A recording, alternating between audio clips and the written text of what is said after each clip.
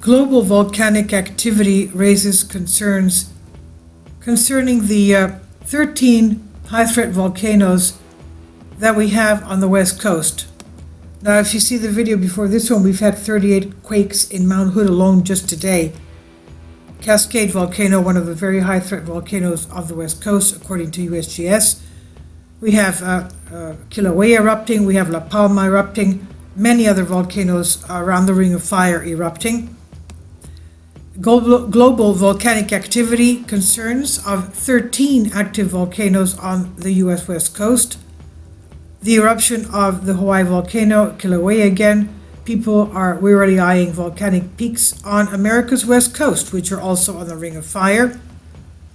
The west coast is home to an 800-mile chain of 13 volcanoes from Washington State's Mount Baker to California's Lassen Peak, and they include Mount St. Helens, whose spectacular 1980 eruption in the Pacific Northwest was a very devastating event and sent volcanic ash across the country, and massive Mount Rainier, which towers above the Seattle metro area. We've had the Mlount Hood, which is just about 100 miles away east of Portland, Oregon, with the 38 quake swarms today alone.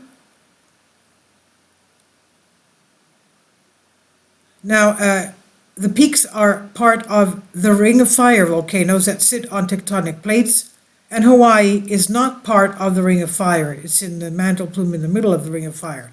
Now, there's lots of anxiety out there. This is what Liz Westby, geologist at the U.S. Geological Survey Cascades Volcano Observatory in Vancouver, Washington, in the shadow of Mount St. Helens, says they see destruction and people get nervous. And Kilauea is erupting again, Hawaii's big island, threatening again. It's inflating and it's still ongoing. We'll see what happens to that. And there's some key things to know, though. What is the Ring of Fire?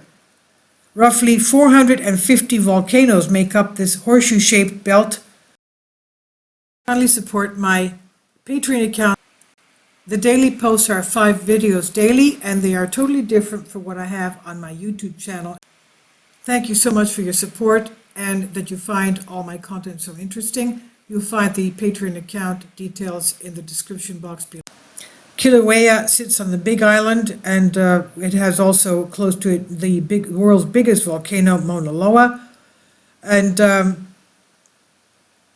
belt follows the coast of the Ring of Fire follows the coast of South America, North America, Eastern Asia, Australia, New Zealand, and is known for frequent volcanic and seismic activities caused by the colliding of crustal plates.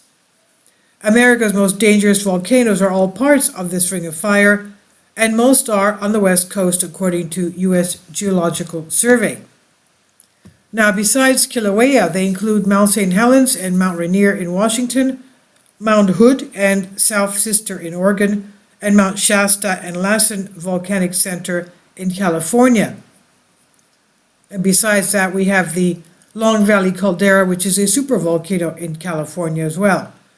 And that has moved by various quakes that we've had the past few days.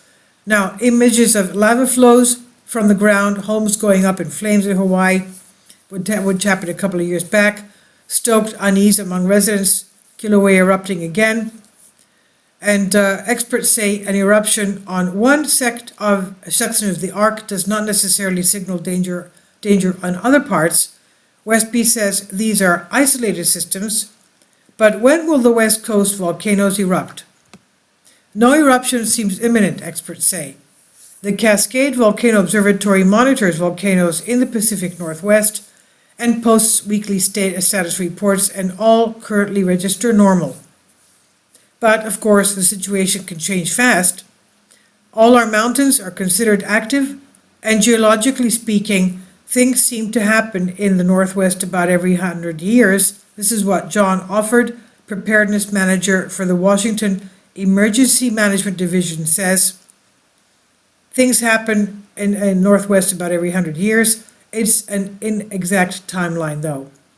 Some geologists believe Mount St. Helens is the most likely to erupt, but 6 other Cascade volcanoes have been active in the past 300 years, including steam eruptions at Mount Rainier and Glacial Peak, and a 1915 blast at Lassen Peak that destroyed nearby ranches. Now, what kind of damage could these do? The big island scenes of rivers of lava snaking through neighborhoods and sprouting fountains are unlikely in the Pacific Northwest. Lava is not the hazard per se, like in Hawaii, said Ian Lang. He's a retired University of Montana geology professor. Cascade volcanoes produce a thicker, more viscous type of lava than Hawaiian volcanoes, so it does not run as fast, Lang said. The Cascade volcanoes can produce huge clouds of choking ash and set deadly mudslides into rivers and streams. Two of the most potentially disruptive are Mount St. Helens, north of Portland, Oregon metro area, and 14,000-foot Mount Rainier, which is visible from the cities of Seattle and Tacoma. Mount Rainier eruptions in the distant past have caused destruction as far west as Puget Sound, some 50 miles away. The volcano has not produced a significant eruption in the past 500 years, but it remains dangerous because of its great height, frequent earthquakes, active hydrothermal system, and 26 glaciers, experts said. An eruption on Mount Rainier could rapidly melt the glaciers, triggering huge mud flows called lahars that could reach the densely populated surrounding lowlands. Another major danger from a Cascade volcano eruption would be large amounts of ash thrown into the air where it could foul aircraft engines. What are communities doing to prepare for these? The closest settlement to a West Coast volcano may be Government Camp on Oregon's Mlount Hood. Lava could conceivably reach the town, but the greatest threat is an eruption triggering a so-called pyroclastic flow, which is a fast-moving cloud of hot ash and gas, experts said. And if you see the video before this one, again, Mount Hood volcano in the Cascades, a high-threat volcano, 38 earthquakes today alone. Now, Lang believes California Mount Shasta is the most dangerous, in part because it is surrounded by towns. The town of Mount Shasta has numerous response plans for emergencies, including a volcano eruption, Police Chief Paris Cross said, but the plan for a volcano is pretty fluid, he said. We don't know the size or scope of the event, Cross said, including which direction the eruption would occur. This is not an issue in Orting, Washington, about 20 miles west of Mount Rainier. Orting would be directly in the path of a lahar, and local officials each year conduct drills in which children move from school to higher ground to escape the flow. Students usually take about 45 minutes to walk the 2 miles to higher ground, which should be fast enough to escape the lahar, officials said.